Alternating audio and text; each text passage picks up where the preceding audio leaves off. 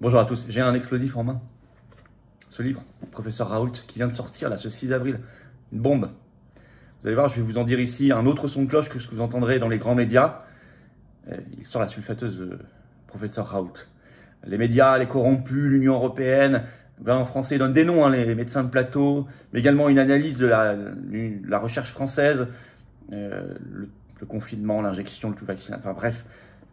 Il n'y va pas par quatre chemins et surtout, je pense que ce sera une arme. Il y a des armes là-dedans pour les futurs procès. C'est très important. Je vais tout vous expliquer dans un instant. Faites circuler cette vidéo si vous voulez bien. Très important. Notamment, vous abonner à cette chaîne YouTube, petit bouton en dessous. Vous cliquez sur s'abonner. C'est évidemment gratuit. C'est évidemment instantané.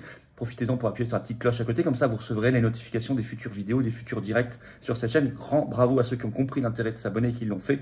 Bienvenue à ceux qui vont faire. Plus vous êtes abonnés, plus les vidéos sont automatiquement recommandées par YouTube.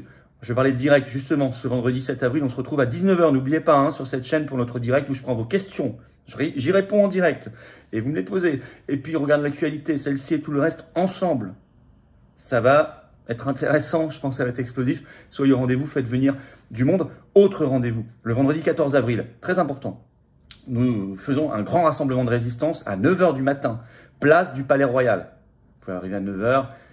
Enfin, le plus tôt possible, 9 h 30, bon, on continue, mais c'est pourquoi? Parce que le 14 avril, c'est le jour où le Conseil constitutionnel donne sa décision le soir sur la réforme des retraites. C'est attendu. Donc on va faire pression, on sera à quelques mètres du Conseil constitutionnel et on fera venir des personnalités de la résistance. Les Patriotes organisent ceci, je vous attends.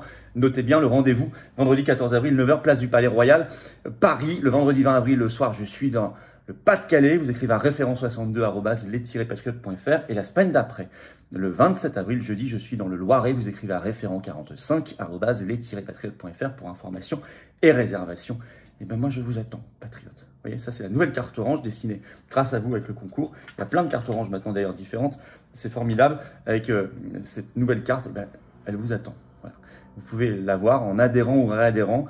Pour cela, c'est le premier lien sous la vidéo en description. C'est un lien que j'ai mis également en commentaire épinglé. Une petite fiche maintenant sur l'écran et en fin de vidéo en cliquant sur l'écran également. Pourquoi adhérer, réadhérer? Tout simplement pour être mis en relation avec des gens qui pensent comme vous près de chez vous. Pour consolider une famille de cœur, de conviction et de combat. Le plus grand mouvement souverainiste de France avec vous et grâce à vous. Puis pour se battre ensemble.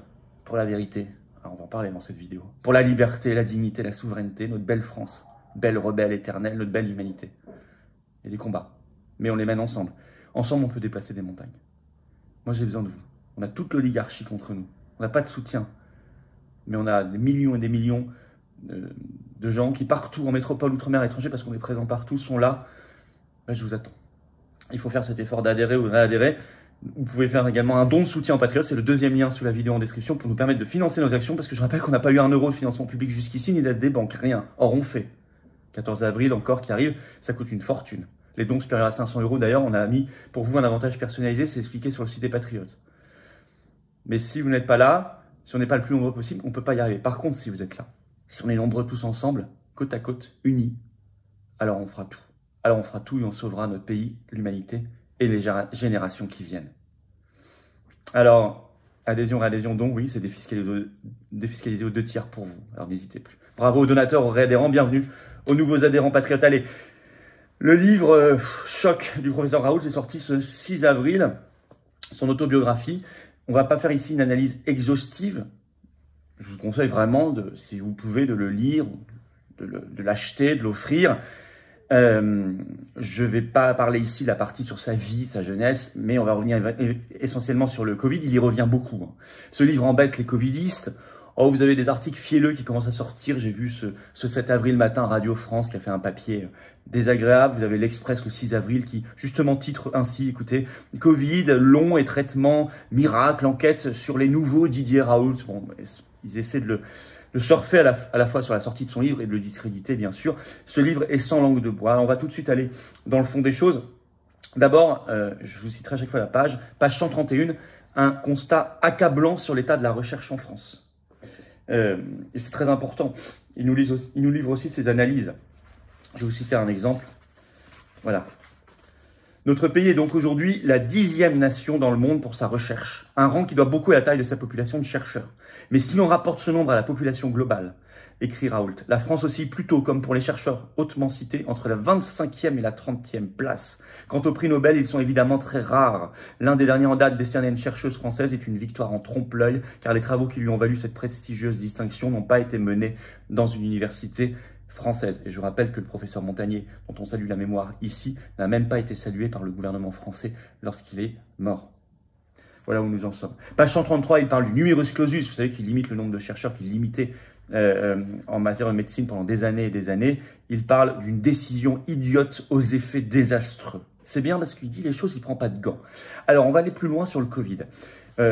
L'attaque contre les médicaments, notamment qui ne coûtent rien. Et ça, c'est page 181, notamment, il parle du Remdesivir, ce qu'il appelle la politique du Remdesivir only. Seul le Remdesivir de Gilead était autorisé. Très très cher, qui ne servait à rien, et même pire que ça. Et il parle de l'incroyable attaque contre l'équipe de Lille qui cherchait un traitement pas cher à Lille. Je vous lis cet extrait, écoutez bien. Les mêmes autorités ont empêché l'équipe réunie dès mars 2020 à l'Institut Pasteur de Lille d'aller au bout d'un travail aussi intelligent qu'utile, tester 2000 molécules connues pour trouver si parmi elles quelques-unes ou même une seule pouvait présenter un intérêt dans le traitement de ce nouveau coronavirus. Moins de 2 mois plus tard, mes collègues ont trouvé. Il s'agissait du clofoctol, un antibiotique efficace contre les infections respiratoires d'origine bactérienne et disponible depuis le début des années 70. Il était vendu en 2020 moins de 5 € la boîte de 4 suppositoires. Là, tout à leur stratégie du Remdesivir only. Les autorités sanitaires n'ont eu de cesse d'empêcher mes collègues lillois de mettre en place un essai clinique sur une cohorte de patients non vaccinés de plus de 50 ans, comme l'a raconté un remarquable documentaire d'Arte. Au début, en semant sur leur chemin toutes les entraves administratives possibles, comme j'en ai moi-même fait l'expérience avec l'hydroxychloroquine. Ensuite, parce qu'avec l'obligation vaccinale, il devenait impossible de monter un essai avec des patients non vaccinés. Autre, d'ailleurs, effet terriblement pervers et voulu de l'obligation vaccinale. Mais vous avez entendu ça? Non, mais je veux dire, c'est quand même gravissime. Et c'est bien qu'ils disent et qu'ils nomment les choses. Il y a eu également la diabolisation de l'ivermectine, c'est page 185, je cite un extrait.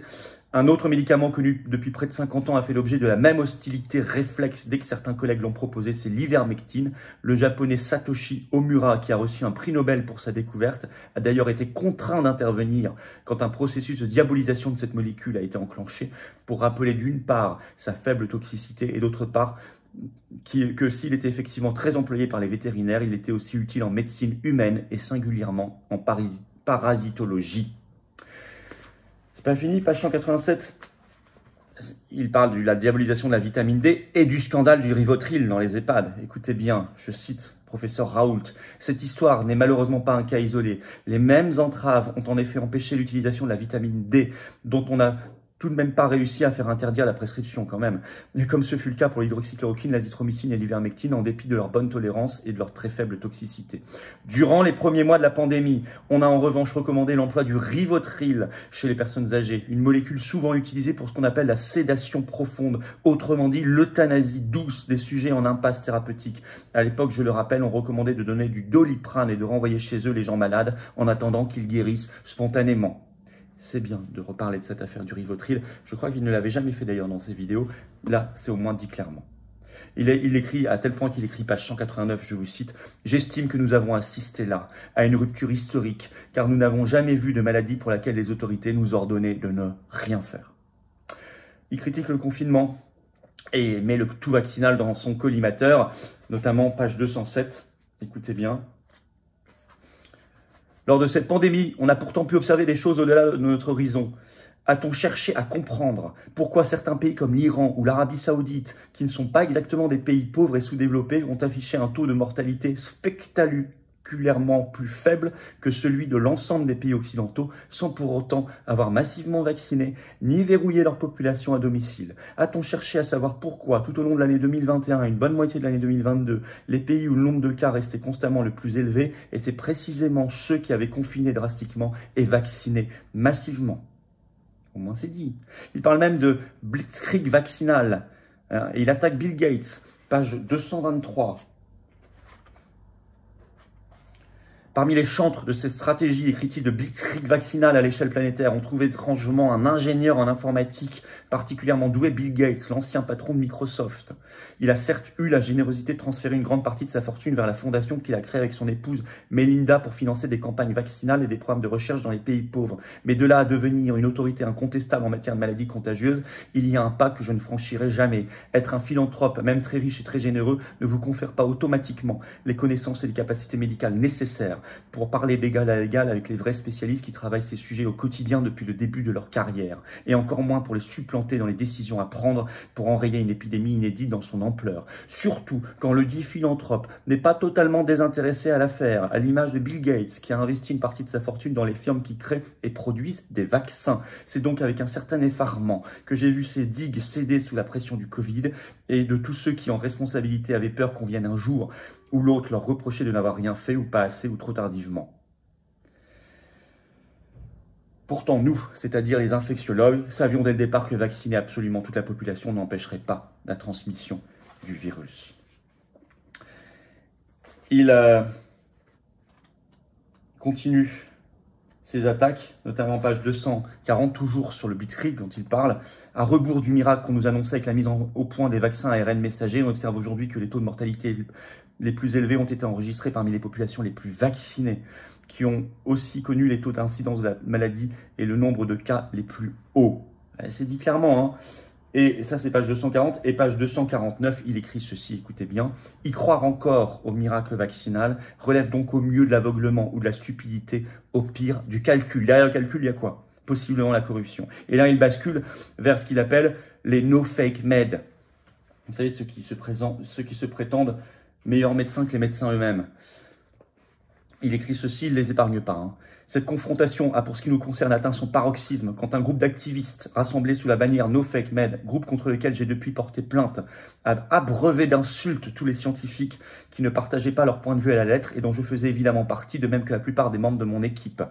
Ce groupuscule aux méthodes proches de l'Inquisition s'est ainsi autoproclamé arbitre de la vérité scientifique et médicale, alors que ses membres les plus agressifs affichent un CV d'une grande médiocrité dans ce domaine et un palmarès proche du néant en termes de publications scientifiques. La doctrine qu'ils défendent bec et ongle contre toute évidence se résume en une phrase: les médicaments anciens et traditionnels sont irrémédiablement dépassés, doivent nécessairement être remplacés par de nouveaux produits issus de l'industrie pharmaceutique, avec à la clé des bénéfices évidemment considérable pour les patients, sauf que la simple observation des faits nous offre une autre perspective. Dans cette affaire, écrit Raoult, les seuls bénéfices considérables n'ont pas profité aux malades, mais bien à l'industrie pharmaceutique et à ses nouveaux produits. Et évidemment, vous comprenez qu'on va basculer vers l'attaque contre la corruption et les conflits d'intérêts. Et là, nous arrivons page 294-95.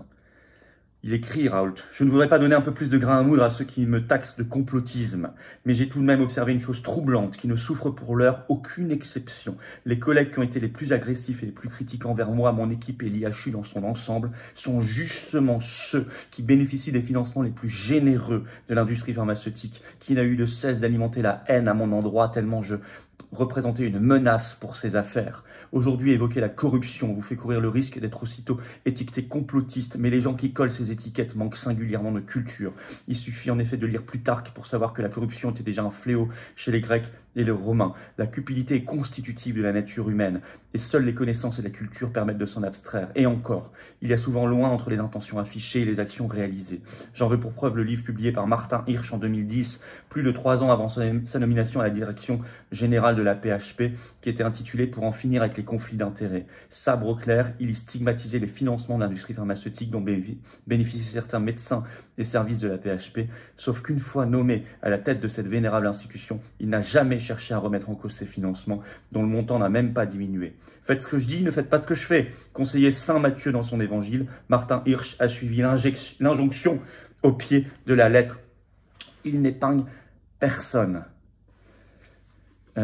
Conflit d'intérêts, les ignorants ont pris le pouvoir, écrit-il. Page 301 et 302. Dans cette affaire, les ignorants ont donc pris le pouvoir au service d'un faux progrès qui a battu, que dis-je, explosé le record de rentabilité jamais enregistré pour un produit de santé, un produit qui a pourtant échoué à infléchir la courbe de l'épidémie partout où il a été massivement administré et où il continue d'être administré et promu par les autorités. Un produit à propos duquel il était un temps impossible d'émettre la moindre doute sans être traité de charlatan, malade mental, traite à la patrie, anarchiste d'extrême droite ou que sais-je encore, et qui a permis de constituer des fortunes privées colossales avec de l'argent très majoritairement public, estampillé, quoi qu'il en coûte. C'est peut-être cela que je trouve le plus inquiétant pour le monde dans lequel on vit et les générations à venir. S'il n'est plus possible de questionner les choix les plus impactants pour la population, comment pourra-t-on empêcher les firmes dotées d'une puissance financière comparable, voire supérieure à celle des États, de décider elles-mêmes de ce qui est bon pour la population en fonction de ce qui est bon pour elles sous couvert d'une politique de santé? Si on laisse ce mouvement perdurer et s'amplifier, on prend effectivement le risque de vivre demain dans une société sous contrôle, sous surveillance, où la vraie démocratie ne sera plus qu'une illusion entretenue sur écran. J'ai envie de dire, on y est déjà. Hein. On y est déjà, bien évidemment. Alors, vous savez, il cite même des petits noms que vous allez reconnaître. Écoutez bien. Le professeur Raoult se livre à une attaque frontale des lobbies de l'industrie pharmaceutique, Big Pharma, comme il écrit, qui conclut, je cite cette phrase dans son livre, « La corruption est endémique, pas fantasmagorique ». Il distribue, ça c'est une analyse faite dans 20 minutes, des tacles à certains de ses collègues, dont Karine Lacombe ou Jean-Paul Stahl. Pendant que beaucoup de collègues faisaient de la politique sur les plateaux de télévision à Paris, nous avons continué à faire de la science à Marseille, écrit-il dans son livre. Ce qui est très bien, c'est qu'il rend hommage, comme il les appelle, aux résistants. Vers la fin de son livre, notamment pages 308 et 309, et ce sera mon dernier extrait. Je tiens d'ailleurs, écrit le professeur Raoult, à souligner que même si je n'ai jamais rencontré la plupart d'entre eux, tous ces résistants ont en commun d'avoir risqué beaucoup plus pour défendre ce en quoi ils croyaient, avec un courage magnifique qui leur a, je l'espère, permis de gagner l'estime d'eux-mêmes et de leur face à la lâcheté. Et des leurs face à la lâcheté ambiante, à la peur qui gagnait le peuple. Une attitude qui démontre une fois de plus que pour s'accomplir, les hommes ont besoin d'être fiers de ce qu'ils réalisent et de le partager avec leurs semblables. Je trouve que c'est un magnifique hommage à la résistance et aux résistants pour conclure ce livre. Alors, je ne vous ai pas tout lu, il y a d'autres pépites dans ce livre. Vraiment, si vous pouvez, achetez-le, lisez-le, offrez-le. Faites-le vous offrir, je ne sais pas. En tout cas, c'est un livre utile. Et en conclusion, je dirais qu'il faut le faire circuler. Faites circuler aussi cette vidéo, notamment vous abonner à cette chaîne YouTube. Appuyez sur le petit bouton dessous s'abonner. C'est instantané, c'est gratuit. Plus vous serez abonné, plus les vidéos seront recommandées par YouTube. Moi, je pense qu'il y a, vous l'avez compris, dans ce livre, des armes précises pour préparer les procès.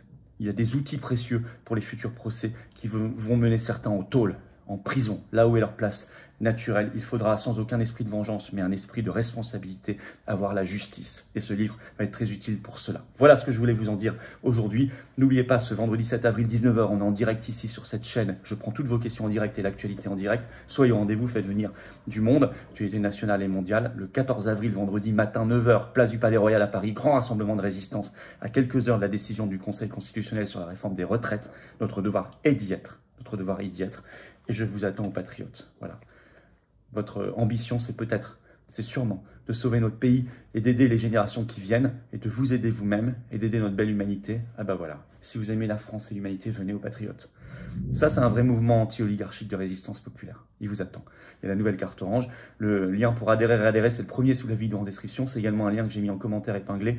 Et ici, dans quelques secondes, en cliquant sur l'écran, le deuxième lien sous la vidéo en description est pour faire un don de soutien aux Patriotes qui permet de financer nos actions. Voilà. Adhérez, vous êtes mis en relation avec des gens qui pensent comme vous, près de chez vous, vous avez accès à des conférences, à des actions. Et puis ça fait du bien de rejoindre une belle famille qui vous accueillera. Bras ouverts, comme je l'ai été hier à Tours. Bravo aux référents, aux équipes. Et puis faire un don, ça permet de financer des actions. Manif, action coup de poing, comme on l'a fait devant Pfizer l'autre matin, affiches, tracts, etc., qui coûtent une fortune. On n'a rien d'autre comme source de financement jusqu'ici. Tout ça, c'est défiscalisé aux 2 tiers pour vous. Bravo aux donateurs, aux réadhérents, bienvenue aux nouveaux adhérents patriotes et vive la France.